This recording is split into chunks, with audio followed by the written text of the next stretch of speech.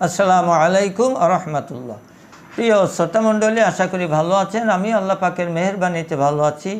বাংলাদেশ এবং প্রবাসী সকল ভাই বোনদেরকে জানাই আন্তরিক মোবারকবাদ। আজকের ভিডিও তাদের জন্য 30 থেকে 40 মিনিট কি করে আপনি সহবাস করতে পারবেন ইনশাল্লাহ।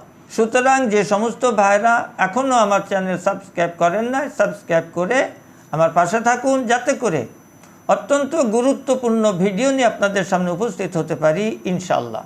পিপুল, মধু এবং ঘি, দুধ, 4টা উপাদান লাগবে। ছোট্ট আরেকটি কথা মূল আলোচনা যাওয়ার আগে বলবো, অতিরিক্ত হস্তমৈথুন করেছেন, আজে বাজে জায়গায় গমন করে সর্বশিখরে চলে গেছেন যৌন রোগে, অর্থাৎ জিরো রেমিডি খাওয়ার পরে কিছুদিন সুস্থ হবেন বটে, স্থায়ীভাবে আপনি সমস্যার সমাধান পাবেন না। বিধায় বিজ্ঞ হেকিমের পরামর্শে ওষুধ সেবন করতে হবে।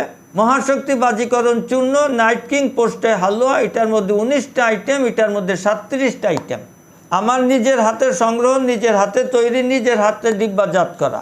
কন্টিনিউ যদি 3 মাস খেতে পারেন ইনশাল্লাহ, প্রারম্ভে যা বলেছি কোনো সমস্যা আপনার থাকবে না, আপনি স্থায়ী সমাধান পেয়ে যাবেন ইনশাল্লাহ। আপনি 300 গ্রাম পিপুল নেবেন, 300 গ্রাম গরুর দুধ নেবেন। সুন্দর করে পিপুল ধুয়ে গরুর দুধের ভিতরে মধ্যম তাপে আপনি সিদ্ধ করতে থাকুন। যখন দুধ সম্পূর্ণ টেনে যাবে, পিপুলগুলি বাহির করে পিপুলের ছাল ফেলে এটাকে রোদে শুকিয়ে ব্লেন্ডার করবেন, একেবারে মিহি গুঁড়া করবেন। তারপরে মৃদু তাপে কড়াই বসান, 200 গ্রাম ঘি এবং 100 গ্রাম মধু দিন।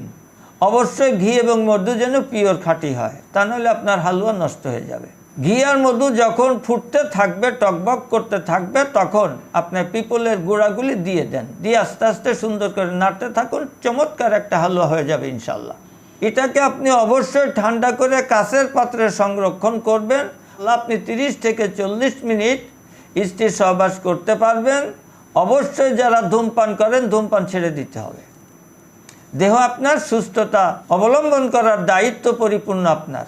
প্রাকৃতিক ভেষজ, প্রাকৃতিক খাবার, সুষম খাদ্য গ্রহণ করুন, সুস্থ থাকুন। আল্লাহ আমাদের সকলকে সুস্থতা দান করুন, আমিন। আজকে এখানেই শেষ করছি। আসসালামু আলাইকুম ওয়া রাহমাতুল্লাহ।